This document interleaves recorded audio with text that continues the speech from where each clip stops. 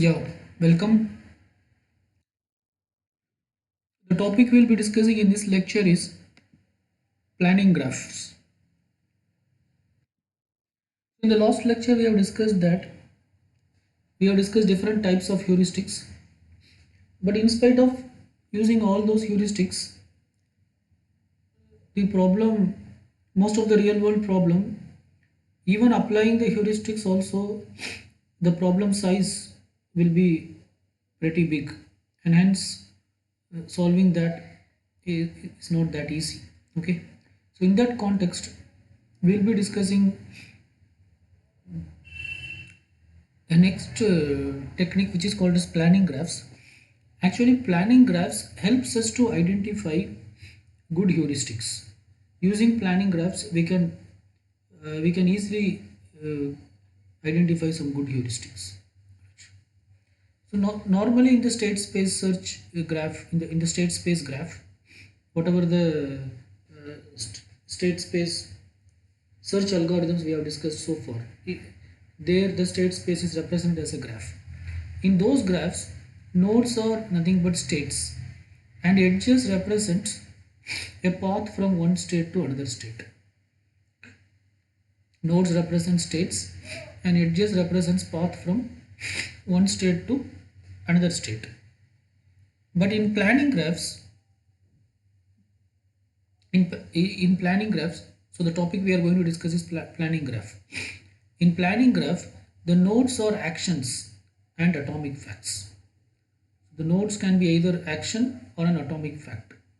Nodes are not states. Nodes can be either an action or an atomic fact. And what is an edge? There are two types of edges. So nodes can be either action or an atomic fact, and basically there are two types of edges available. One is there can be an edge from an action to an atomic fact. This is one case. Okay, or there can be an edge from an atomic fact to an action. So these are the two types of this fact, atomic fact to an action. So these are the two types of edges the planning graph supports. Okay, so if the edge is from an atomic fact to the action for which it is a condition, it means that if an edge goes from atomic fact to an action, it means that for this action, this atomic fact is a precondition. If this precondition is satisfied, this action can be taken. That's the meaning. Similarly, if an edge goes from an action to an atomic fact, so that is an effect. When you perform this action, this is the result you are getting. So the result can be either true or false. So these are the two types of edges the planning graph supports. And the planning graphs are mainly they are used as a source of heuristic. Okay, so they are basically used to identify the heuristic function. So basically it returns an estimate of how many steps it is taken to reach the goal. So using the planning graph, we can identify. It is a heuristic value. It's not accurate value. So yeah, so it's a heuristic cost of how many steps it will take to reach the goal state. Right? Okay. So planning graph is an approximation of complete tree of all possible actions and their results. So it is an approximation of the complete tree of all possible actions and results. It is not a complete tree, first of all. It is not a complete tree, it is an approximation of the complete tree. So it is something like a reduced version of the complete tree. Right? And the planning graph is organized into levels. And the levels contains alternatively Si and Ai. So the first level starts with S naught. The first level starts with S naught, which represents the initial state, and this initial state may consist of nodes representing the fluent that holds in S naught level. Fluent means some atomic fact. Fluent means some atomic fact. So basically it represents the atomic facts that were true. Basically it represents the atomic fact that were true at the initial state.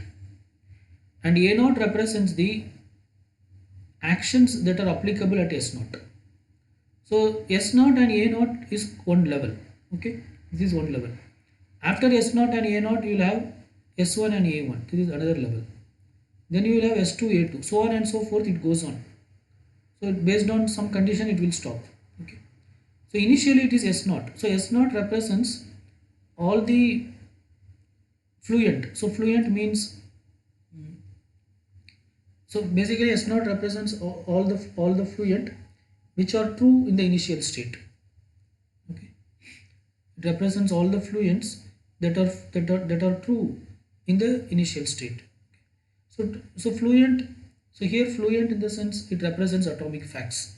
So basically it represents the atomic facts that are true in the initial state.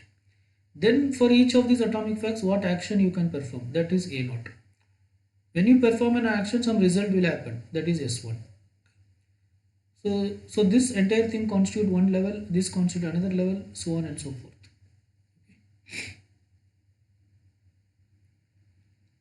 Right. So there will be alternate Si and Ai. Si contains fluent which can hold at time I.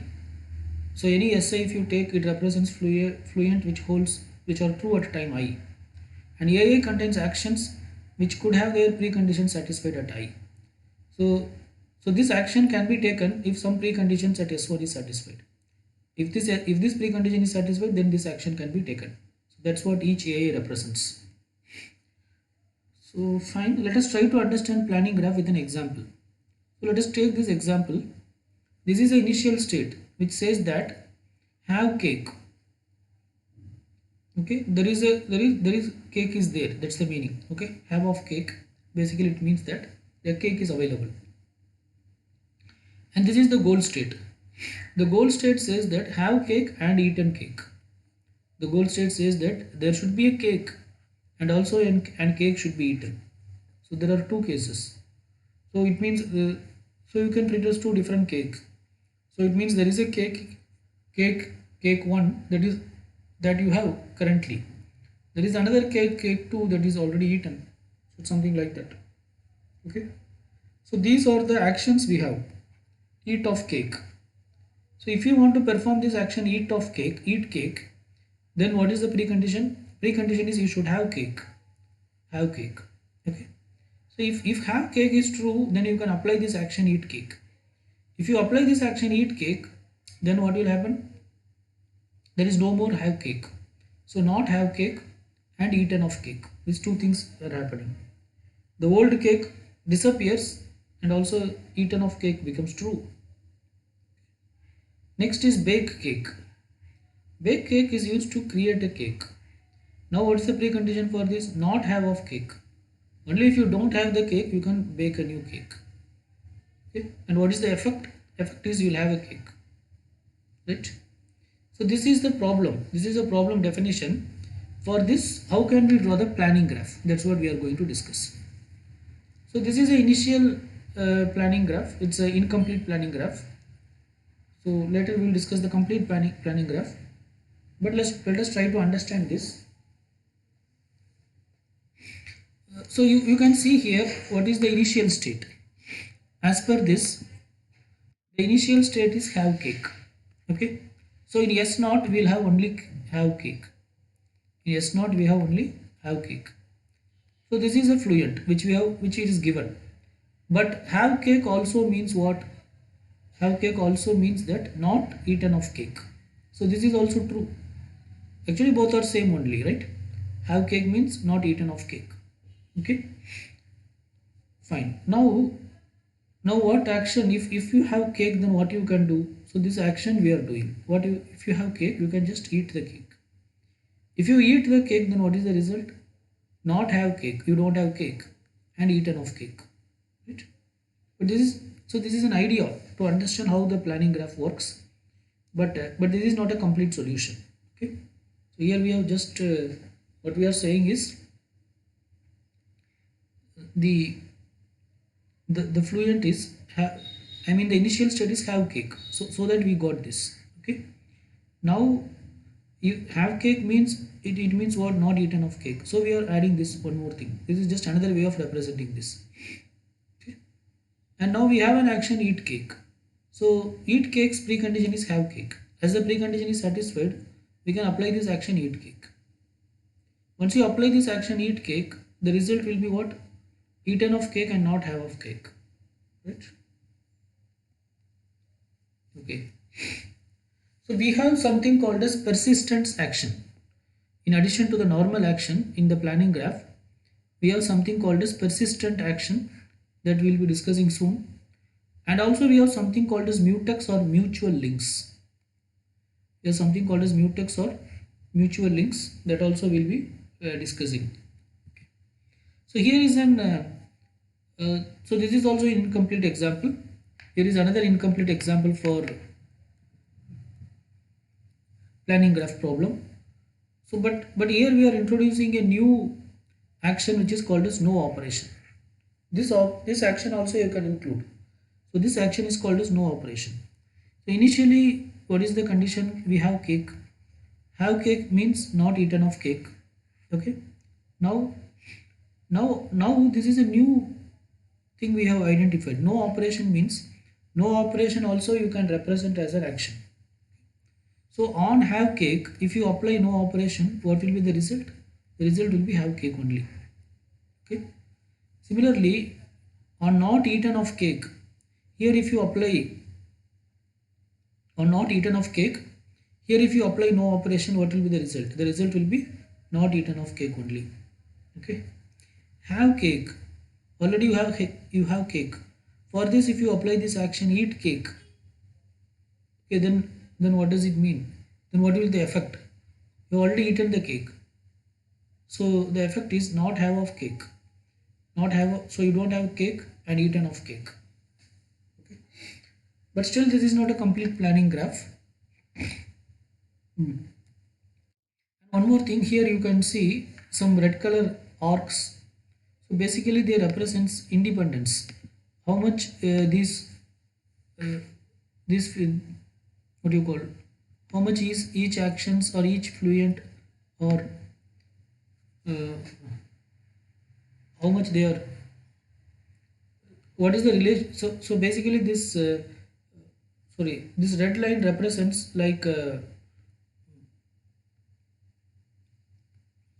this link is called as mutex link or mutual links. Basically this link is called as mutex links or mutual link. So it represents like how much whether these two things can happen parallelly or not. That's what it represents.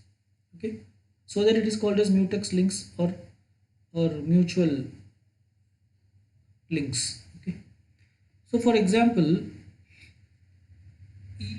see if you have cake, you eat cake.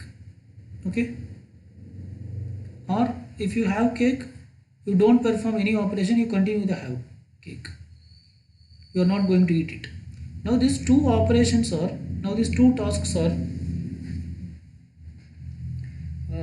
what you call they are not they cannot happen simultaneously. If one thing is happening, then the other cannot happen. So here this link is called as mutex link. So wherever the two things which cannot happen simultaneously, that is called as mutex links. Okay, so here somebody is having a cake means he can eat a cake, and if you don't eat the cake, then you will have cake. So now these two events are uh, they are not they are mutually they are mutually exclusive. Okay, similarly if you see this eat cake and no operation, here also the same thing, eat cake and for not eaten of cake we have this no operation. So here also if you see the eat cake and no operation, these two things cannot happen simultaneously. So if you are eating cake, if you are eating the cake, then then probably this will not see. Only if you have cake you can eat cake. If you don't have cake, then you cannot eat, you have to go with no operation only, right? When you go with no operation, you will have not eaten of cake, right? So again here also if you see these are mutex links, that is they don't they cannot occur at the same time. So have cake and not have cake, these two incidents cannot occur at the same time. Any one can occur. Similarly, not have cake and not eaten of cake, this also cannot happen simultaneously. Not have means you don't have a cake. Not eaten means you have not eaten. But it is saying that you have a, so basically it means that you have a cake. Okay. So not have cake and not eaten of cake, they both actually contradict each other. Similarly, eaten of cake and not eaten of cake, these also contradict each other. So wherever they contract, that is, so wherever contract in the sense wherever these lines, this arc were specified, so basically it represents that those actions are mm, mutually exclusive. Okay. Right. Now there are three types of mutex. So this is there are three types of mutex. This mutual exclusion thing, it can be of three types. The first one is called as inconsistent effects. So when there is inconsistent effect, it will create uh, when there is inconsistent effect, basically it will create a mutex relationship. Okay, that is one action negates the effect of the another. So that will lead to inconsistent effect. For example, eat cake and persistence of have cake have inconsistent effects. Eat cake will lead to what? Eat cake.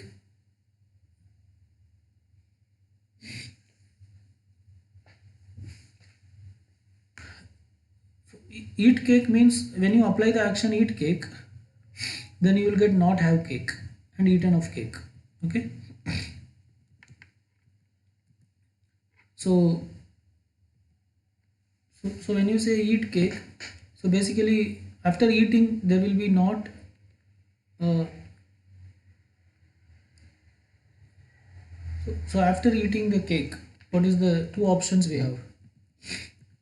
After eating the cake, we have eaten of cake and not have of cake. Okay. So so after eating the cake, we have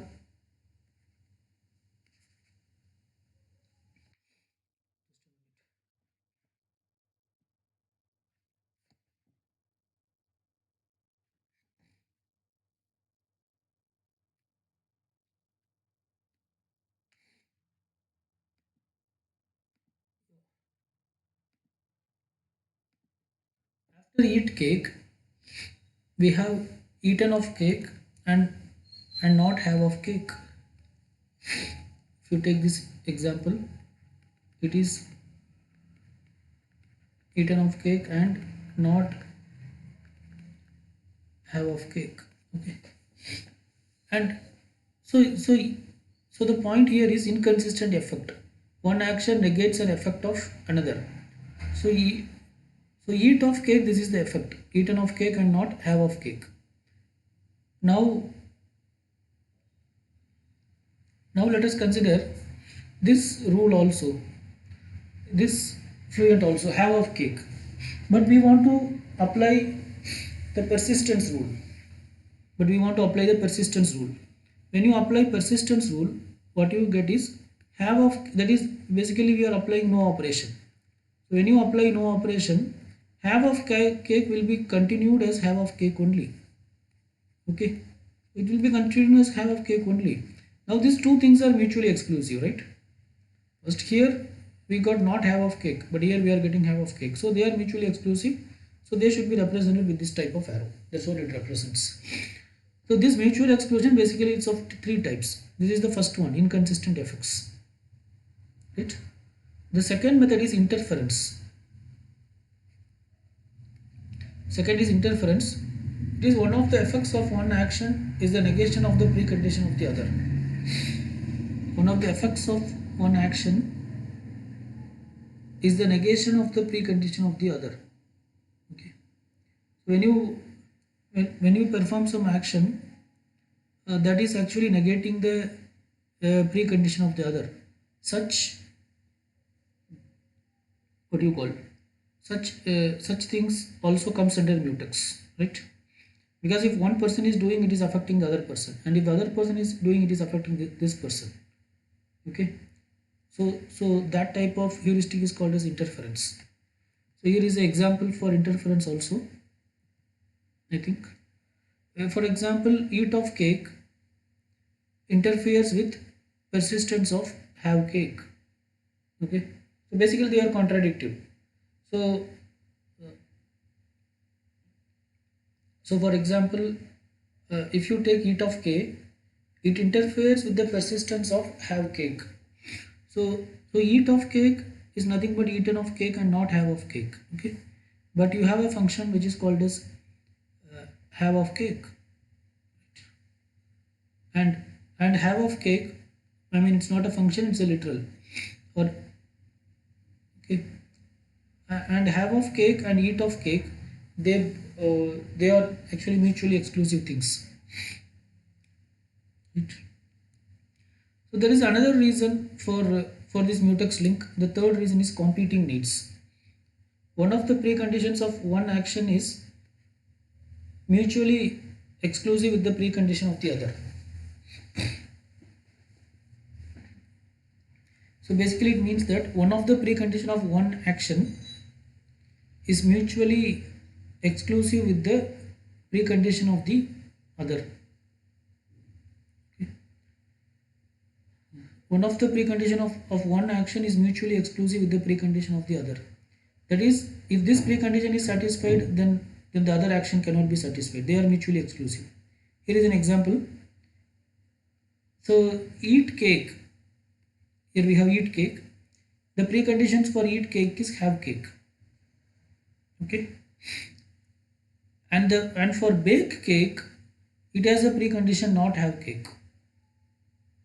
So this is basically an example of competing needs. Because for eat of k, the precondition is have of k, and for bake of k, the precondition is not have of k. So only one thing we can do. We cannot do both. They are mutually exclusive things. Right? Okay. So here is the complete planning graph. Right? So initially, if you see at S naught, there is only one info we have, which is have cake. But have cake also implicitly mean that not eaten of cake. Okay. Now with have cake, what you can do, you can apply no operation. When you apply no operation, the result will also have cake. Similarly, for not eaten of cake also you can apply no operation. The result is also not eaten of cake. But for have cake, you can apply another action which is called as eat cake. So when you eat cake, you don't know, you no more you have cake. So not have of cake and eaten of cake. Okay. Whereas other parameters are passing on as it is. Right? Because this is a no operation thing. So here the have cake, it's just passed on here. Similarly, this is also no operation. So this not eaten of cake is just passed on to eaten of cake.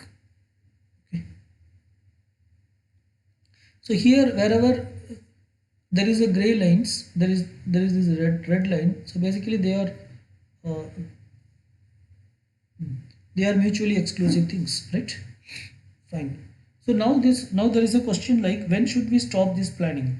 So we should stop the planning if we encounter two rows were identical.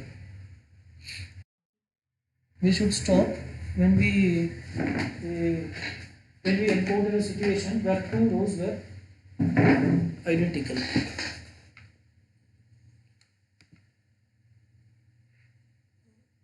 Just a minute.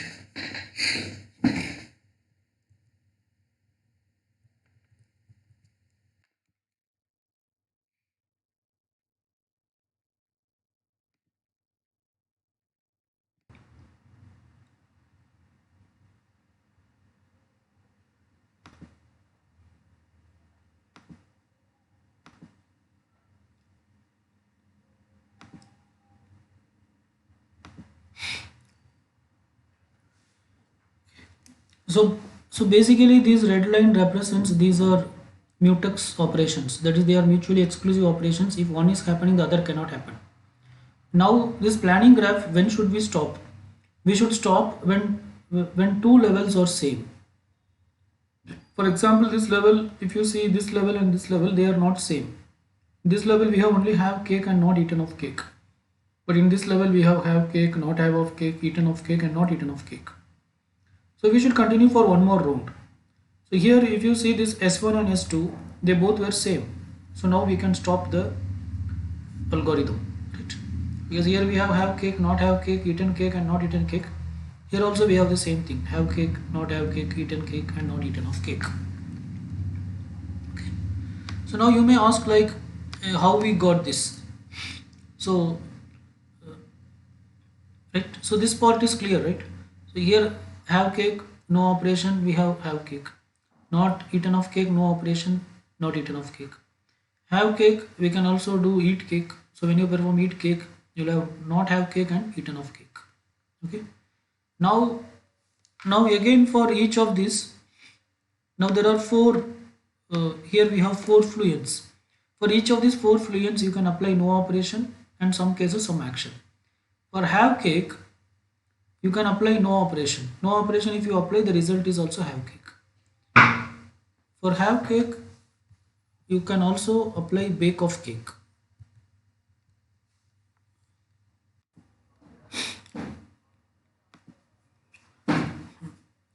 So for have cake, not bake of cake, you can also apply eat cake. If you apply eat cake, then the result is not have cake and eaten of cake. Like that for everything you can do. For not have cake, no operation, the result is not have cake. And for not have cake, another thing we can do is bake cake. As we don't have cake, we can bake a cake. Bake cake, the result is have cake. For eaten of cake, we can apply no operation, then it is eaten of cake only. Nothing else we can do. For not eaten of cake, also you can apply no operation and not eaten of cake. Okay. So the point is here, if you see these things are same as this thing. Hence at this point we can stop the algorithm.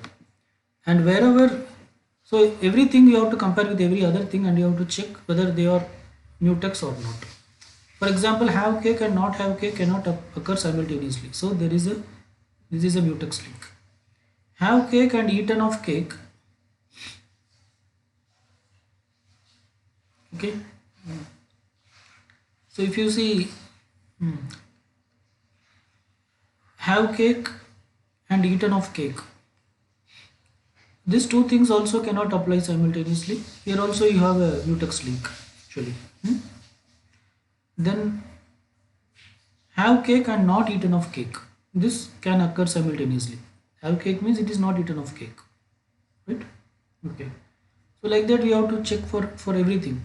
So if you see eat cake and not eaten of cake, it cannot happen simultaneously. Not have cake and not eaten of cake. Not have cake means you have cake. Okay. Not eaten of cake means the cake is not eaten. So not have cake means you don't have a cake. Okay.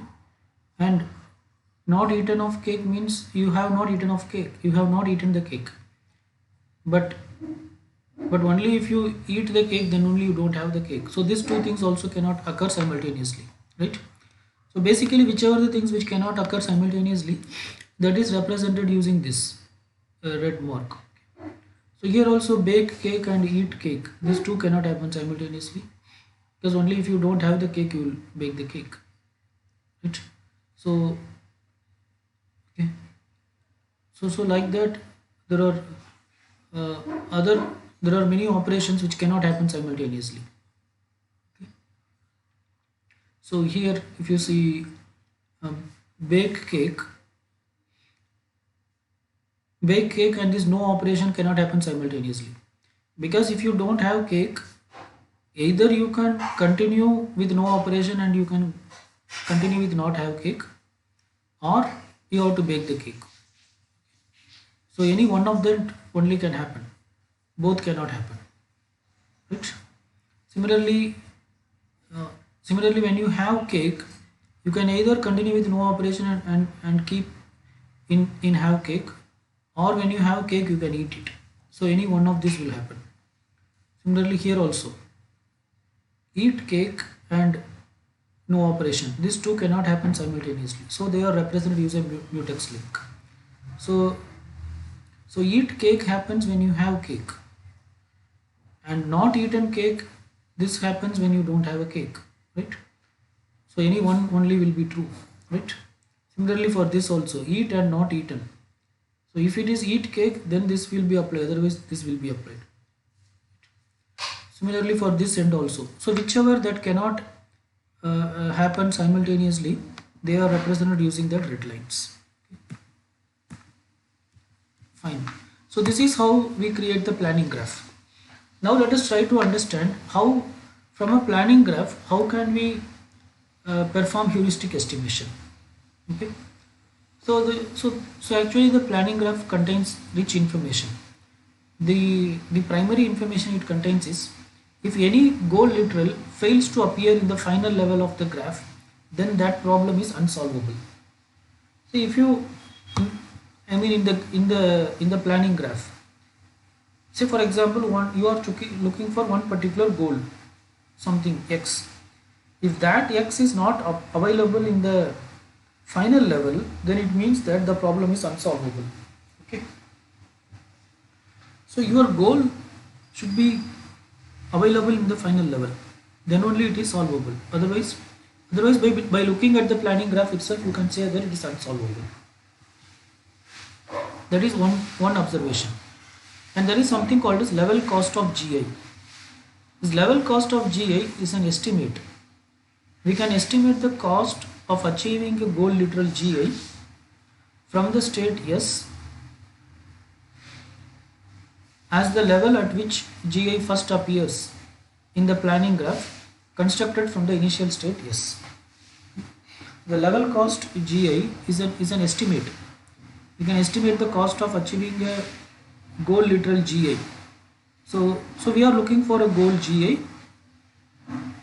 from the state S as the level at which GI first appears in the planning graph starting from the initial state S. So the point is, you are looking for a goal GI, but we will start from the state S. Start from the state S and find where it is available and count. So that is called as level cost.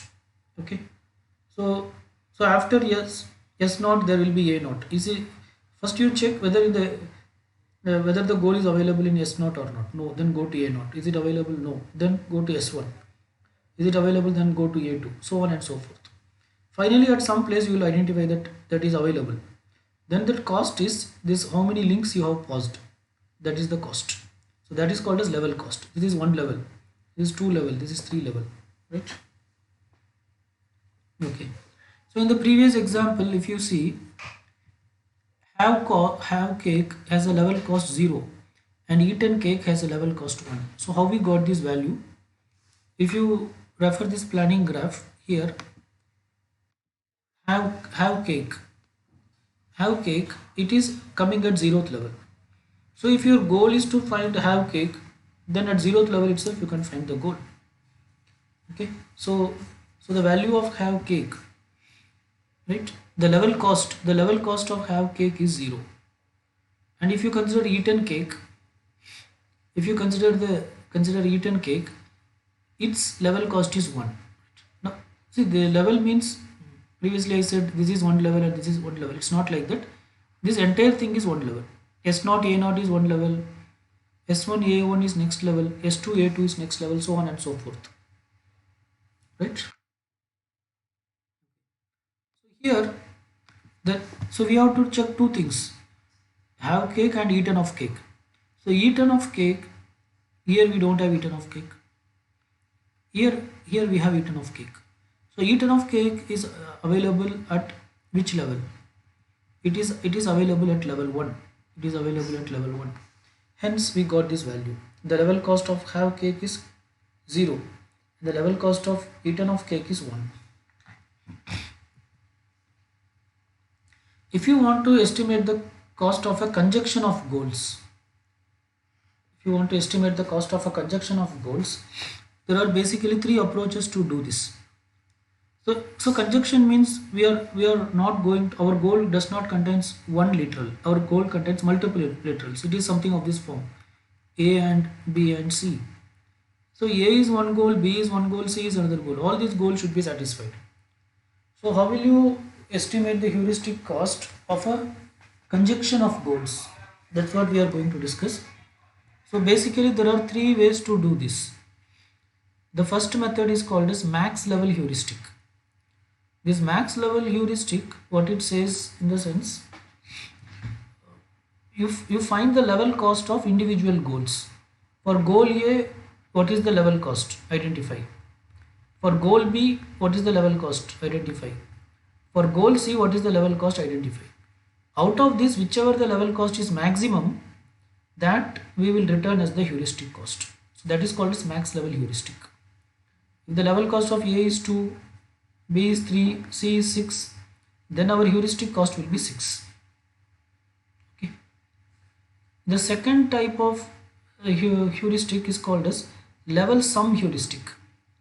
The level sum heuristic basically returns the sum of the level cost of the goals. So it adds all the level cost and it returns that. Okay. So this max level heuristic, basically this will be admissible but not accurate. Accurate in the sense, whatever it is saying, it may not be correct. Okay, but it is admissible. That is, it underestimates. It underestimates, but the heuristic function is not going to give any accurate answer. It is an estimate only. Hence, we are saying it may not be accurate. If you see the level sum heuristic, here we add all the heuristics. So for example, there are three sub goals: A, B, and C. Right? Okay. Say for A the level cost is as usual 2, and for B it is 3, and for C it is 6.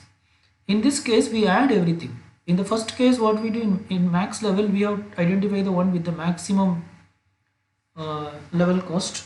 Okay, and that was considered as the heuristic cost. Whereas in level sum we add up all these things: 2 plus 3 5, 5 plus 6 11, and now we say that this is our heuristic cost. So this can be inadmissible. We are adding, and this value is increasing, so sometimes it may be inadmissible. That is, it may not underestimate the goal state. Okay, but it is good in practical problems that are largely decomposable. For decomposable problem, for large decomposable practical problem, this type of heuristic was used in case of planning graphs, right? Okay, and the next type of heuristic is set level heuristic. With set level heuristic, we find the level at which all the literals in the conjunction goal appear in the planning graph. Okay, without any pair of them being mutually exclusive. So here, what do we mean in the sense, the goal state contains multiple literals, right? So set level heuristic means it says that there should be some level where all these literals appear, A, B, and C. Okay, or whatever the literals. So that level, at which level all these three things has appeared. So that is called a set level. Okay. So fine. So that's it about today's discussion about planning graph. We'll stop here. Further we'll continue in the next class.